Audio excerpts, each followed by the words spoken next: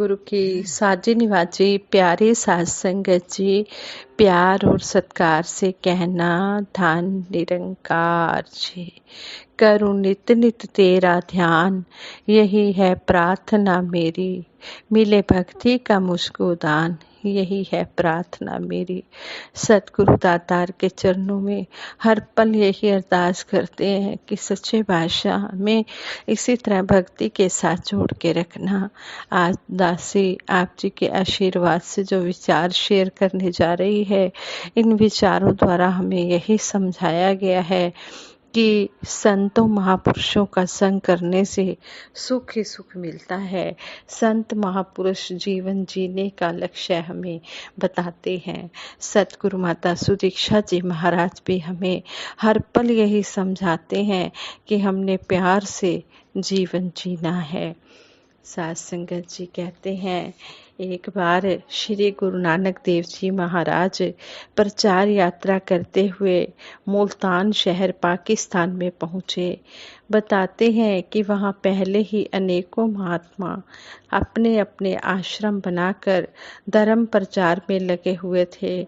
उन महात्माओं के गुरु ने अपने शिष्य के हाथों दूध से लबालब भरा एक कटोरा श्री गुरु नानक देव जी महाराज के पास भेजा। कहते हैं कि दूध आया देखकर श्री गुरु नानक देव जी महाराज के भगत शिष्य बाला और मर्दाना बड़े ही खुश हुए कि आज कम से कम दूध तो पीने को मिला। कई दिनों से साधारण अन्न पर ही गुजारा चल रहा था। उधर श्री गुरु नानक देव जी महाराज ने अपने पास पड़े हुए एक फूल को उठाया और उठाकर दूध पर धीरे से टिका दिया। फिर दूध लाने वाले को कहा, यह दूध वापस ले जाइए और ले जाकर अपने गुरु को भेंट कर दीजिए। वह शिष्य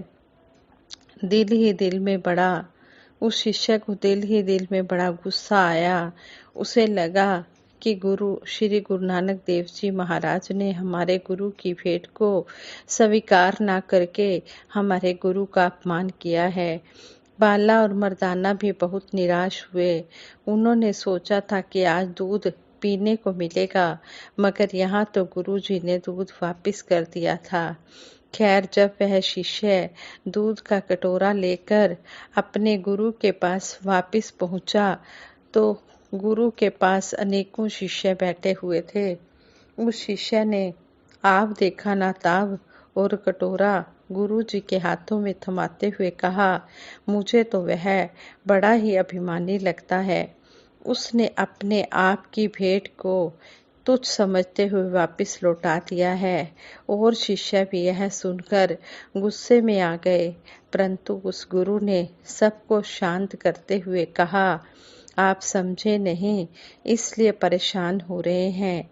बात यह है कि मैंने श्री गुरु नानक देव जी महाराज से एक प्रश्न पूछ भेजा था, उन्होंने उसका उत्तर दे भेजा है।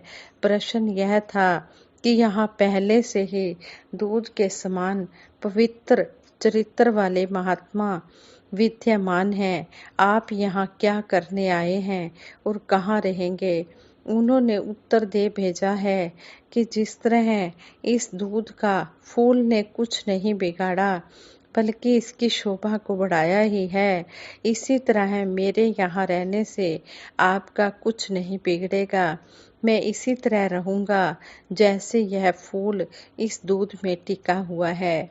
यह बात जानकर सब शिष्य हैरान रह गए और मन ही मन में श्री गुरु नानक देव जी महाराज की प्रशंसा करते हुए ऐसा ही जीवन जीने की कामना करने लगे। साध संगत जी, संत महात्मा हमेशा अच्छी ही शिक्षा देते हैं और सारे संसार का भला ही मांगते हैं और संतों महापुरुषों के सहारे ही यह संसार टिका हुआ है। संतों महापुरुषों की जब हमें ऐसी ऐसी शिक्षाएं मिलती हैं जो हमें जीवन जीने का लक्ष्य बताती हैं, किस तरह हमने जीवन जीना है, ये संत महात्मा ही बताते हैं। संत बड़े परमार्थी, शीतल इनके अंग। संत महापुरुष हमेशा दूसरों के लिए ही अपना जीवन गुजार देते हैं, दूसरों की सेवा करने में ही गुजार देते हैं, दूसरों का भला मांगने में ही जीवन गुजार देते हैं। जिस तरह कहते हैं कि वृक्ष अपना फल स्वयं नहीं खाते, नदियाँ अपना पानी स्वयं नहीं पीते, इसी तरह संत महापुरुष इस धरती पर जब आते हैं तो संसार का भला करने के लिए ही आते हैं, संसार के सेवा में ही लगे रहते हैं और हमें भी इस तरह कर्म करके जीवन जीने की शिक्षा देते हैं कि हमने भी इसी तरह जीवन जीना है, दूसरों का भला मांगना है, दूसरों की सेवा करनी है, कभी भी हमने मन में कामना रखकर कोई सेवा नहीं करनी है। संतों महात्माओं की संगति का तो ऐसा असर होता है, कहते हैं कि संतों की संगत करने से दुर्जन भी सज्जन बन जाते हैं। क्या एक संत हमेशा लोगों का भला करने में ही लगे रहते थे, लेकिन कुछ दुष्ट स्वभाव के लोग उन्हें बहुत दुख दिया करते थे। एक रोज जब संत मंदिर में पूजा करके आ रहे थे, एक दिन जब संत मंदिर में पूजा करके आ रहे थे, एक दुष्ट आदमी उनके पास आकर कुछ बुरा भला कहने लगा। संत जी ने उसे प्यार से समझाने का बहुत प्रयत्न किया, बहुत कोशिश की, मगर वह तो गालियां देने लगा। कुछ देर तक उसकी गालियां सुनने के बाद संत अपने घर की ओर चले तो वह आदमी भी गालियां देते हुए उनके पीछे पीछे चलने लगा।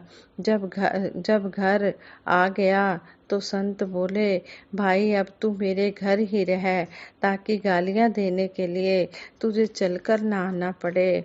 वह आदमी सचमुच संत के घर रहने के लिए तैयार हो गया। वहां रहकर संत का उच्च जीवन देखकर वह बड़ा शर्मिंदा हुआ। उसके बाद तो वह वहीं रहकर संत की सेवा भी करने लगा। एक दिन संत बोले, भाई अब तू अपने घर जा। नहीं, मुझे उस आदमी ने कहा, नहीं संत जी, मुझे यहीं रहने दीजिए।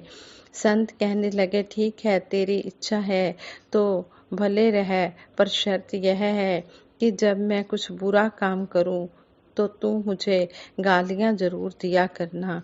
सुनकर उस आदमी की आंखों में आंसू आ गए। साथ संगत जी, संत महात्माओं का संग करने से बुरे लोगों का भी स्वभाव बदल जाता है, वो भी अच्छे बन जाते हैं। जैसे कहते हैं संगति का असर होता है, जो जैसी संगति करता है उसके ऊपर वैसा ही असर होता है। इसलिए संत महात्मा हमें हमेशा यही समझाते हैं कि हमने संतों का संग करना है और अपने जीवन का सुधार करना है। सतगुरु के चरणों में यही अरदास करते हैं, हे सतगुरु माता जी, निरंकारी राजपिता जी, आप जी जिस तरह हमें समझा रहे हैं कि हमने अच्छे से अच्छा जीवन जीना है, इस तरह हम आप जी की शिक्षाओं पर चलते चले जाएं और साथ संगत माँ के चरणों में बैठकर भी हम इसी तरह सीखते चले जाएं। कहते हैं कि उम्र भर इंसान सीखता चला जाता है, अंतिम श्वासों तक सीखता चला जाता है। सत्संग माँ हमें हर समय कुछ न कुछ सिखाती ही रहती है, इसलिए हम सत्संग में आए और सत्संग में आकर संतों महापुरुषों के वचनों को सुने, ध्यान से सुनकर उस पर हम चिंतन करें और कर्म रूप में ढालकर अपना जीवन सुधारें। जब हमारा अपना जीवन सुधर जाए, फिर हम अपने जीवन की कर्म के द्वारा प्रेरणा देकर दूसरों का भी जीवन सुधारने की पूरी कोशिश करें। इस जो ब्रह्म ज्ञान को है जन जन तक पहुँचाएं, अपने मिशन का फैलाव करें और सतगुरु के चरणों में हर पल यही अरदास करें, हे दातार सच्चे पातशाह, जिस तरह आप जी ने जोड़ा है इसी तरह अंतिम श्वासों तक अपने चरणों से जोड़ के रखना। आप जी का कोटिन कोटिन बार शुक्राना है। आप जी का दिया हम खा रहे हैं, पी रहे हैं, पहन रहे हैं, रह रहे हैं।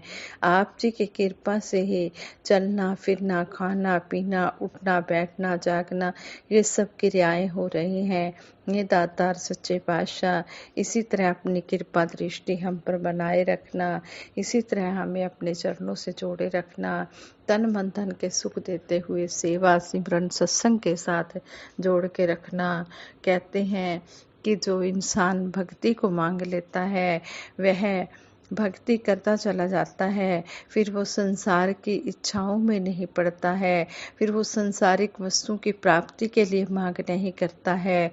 वो हर समय सतगुरु निरंकार से यही मांग करता है कि है सच्चे पातशाह से ही मिलामी, जिना मिलिया तेरा नाम चितावे, कि हमें ऐसे संतों से ही मिलाप कराना जिनसे मिलते हमें आप जी की याद आ जाए, आप जी की याद हमारे मन में बनी रहे। हे दातार सच्चे पातशाह, जिस काम के लिए हम इस दुनिया में आए हैं वो काम करके हम जाएं और अपनी मंजिल को पाएं।